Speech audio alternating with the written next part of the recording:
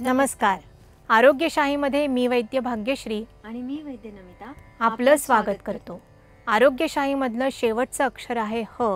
ह आहे हर्बचा. हिवाळ्यामध्ये रस्त्यावर दिसणारे संत्र्याचे ढीग बघितले की त्यातलं एखादं तरी संत्र खाण्याचा मोह प्रत्येकाला होतोच.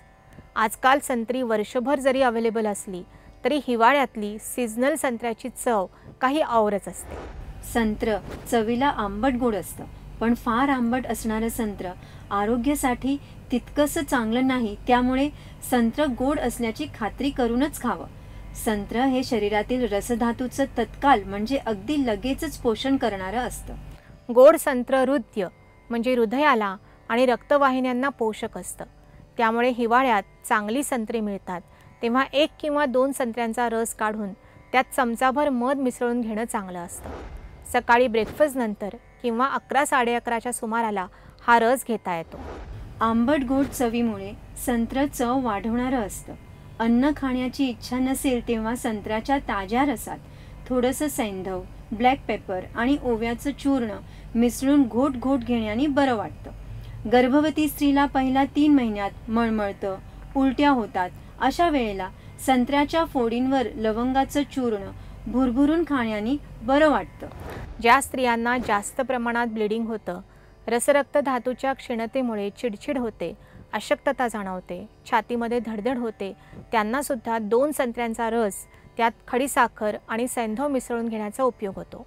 संत्र्याची साल जंतुघ्न असते, त्यामुळे केस धुण्यासाठी शिकेकाई, रिठा, आवळा वगैरे द्रव्यांपासून बनवलेल्या पारंपरिक मिश्रणात सुकवलेली संत्र्याची साल हमखास मिसळलेली असते.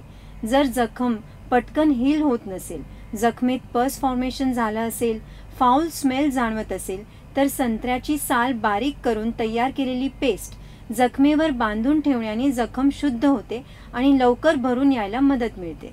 आजारी व्यक्तीला कधीतरी बघायला जायची वेळ आली तर आपण सहसा संत्री मोसंबी घेऊन जातो.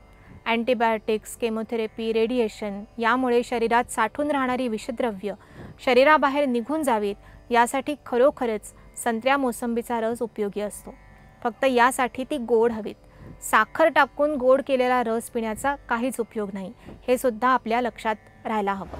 फळांचा रस काढला की तो लगेच म्हणजे लवकरात लवकर प्यावा. फार वेळ ठेवून देऊ नये बरं का. अशाच विविध गुणकारी वनस्पतींची माहिती करून घेण्यासाठी पाहत रहा आरोग्यशाही लोकशाही मराठीवर.